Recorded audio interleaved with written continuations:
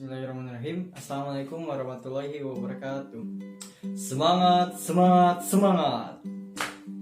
Baik, alhamdulillahirabbil alamin. Wabihi nasta'inu ala umri dunya waddin. Wassalatu wassalamu ala asyrofil anbiya'i wal mursalin Sayyidina Muhammadin wa ala alihi washabihi ajmain. Amma ba'd.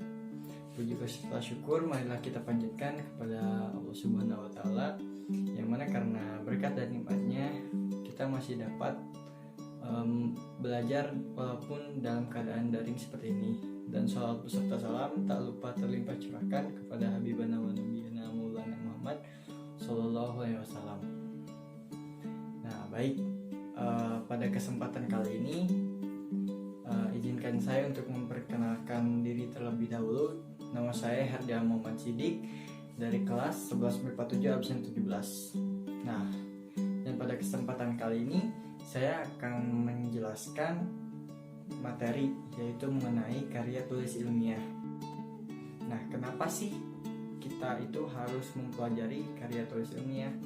Karena di masa sekarang ini karya tulis ilmiah itu sudah menjadi hal yang cukup penting.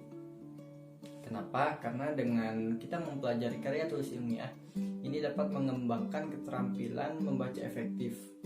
Nah, pentingnya membaca efektif itu kita jadi dapat memilah informasi yang kita perlukan dan tidak diperlukan, sehingga informasi ataupun wawasan dari siswa ataupun mahasiswa itu dapat bertambah luas. Baik, kita dimulai dari yang pertama, yaitu pengertian. Nah, apa sih arti dari karya tulis ilmiah? Nah, karya tulis ilmiah adalah karya tulis yang dibuat untuk memecahkan suatu permasalahan dengan landasan teori dan metode-metode ilmiah. Biasanya, karya ilmiah ini berisikan data, fakta, dan solusi mengenai suatu masalah yang terjadi ataupun dari suatu masalah yang diangkat. Nah, penulisan karya ilmiah ini dilakukan secara runtut dan sistematis. Nah, baik, kita lanjut. Nomor 2, yaitu tujuan. Nah, apa sih tujuan dari karya tulis ilmiah ini? Nah, karya tulis ilmiah ini bertujuan untuk menginformasikan kepada pembaca terkait suatu masalah beserta jawabannya. Nah, karya tulis ilmiah ini juga biasa digunakan untuk mengungkap suatu kebenaran pada suatu fakta. Baik, yang ketiga yaitu ciri-ciri dari karya tulis ilmiah. Nah, jadi ada poin-poinnya, yaitu yang pertama reproduktif, artinya dapat dimaknai langsung oleh pembaca. Dan yang kedua yaitu tidak ambigu, jadi tidak mengundang suatu ketidakpastian ataupun ketidakpahaman pembaca. Nah, yang ketiga yaitu tidak emotif, jadi karya tulis ilmiah ini tidak menggunakan dan tidak melibatkan perasaan dari penulis. Nah, dan yang keempat yaitu menggunakan bahasa baku. Jadi bahasa baku itu yang sesuai dengan KBBI. Nah, yang kelima yaitu menggunakan kaidah keilmuan seperti istilah-istilah akademik dan istilah-istilah lainnya. Nah, yang ketiga, yang selanjutnya itu bersifat dekoratif. Yang selanjutnya itu terdapat kohesi, jadi berkesinambungan. Nah, yang selanjutnya yaitu ada bersifat objektif, dan yang terakhir yaitu menggunakan kalimat. Nah, dan selanjutnya yaitu yang keempat adalah macam-macam karya tulis ilmiah. Yang pertama yaitu artikel. Nah, artikel ini biasanya berisi pendapat subjektif yang penulisannya tentang suatu masalah atau peristiwa. Nah, dan yang kedua yaitu ada makalah. Karya ilmiah yang menyajikan sebuah masalah yang penyelesaiannya mengandalkan bermacam-macam data yang ada di lapangan. Nah, dan yang ketiga yaitu skripsi. Nah, skripsi ini biasanya memuat tulisan berisi pendapat penulis dengan mengacu atau berdasarkan teori yang sudah ada sebelumnya. Selanjutnya yaitu kertas kerja atau work paper.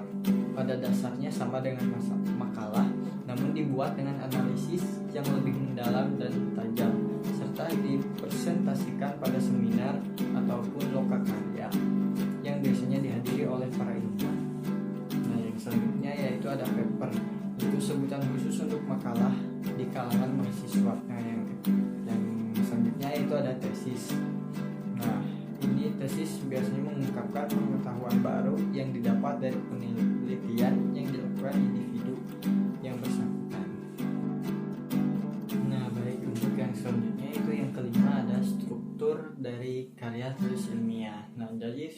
struktur dari karya tulis ilmiah ini ada 3. Jadi yang pertama yaitu ada pendahuluan, yang kedua ada isi dan pembahasan, dan yang ketiga ada kesimpulan.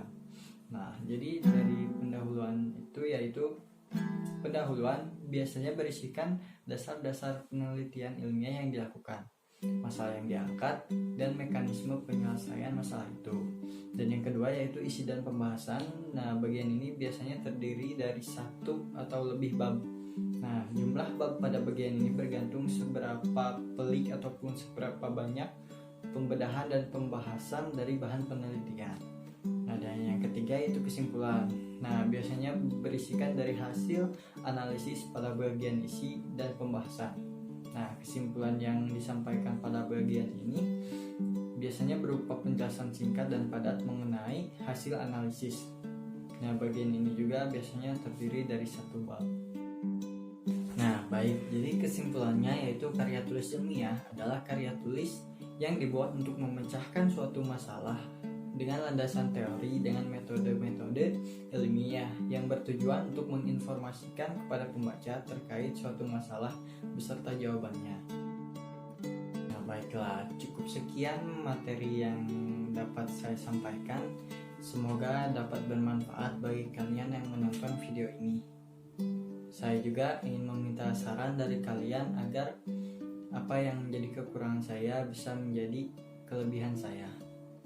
Nah, mohon maaf bila ada kesalahan dalam tutur kata ataupun perbuatan. Sekian dari saya, terima kasih. Wassalamualaikum warahmatullahi wabarakatuh.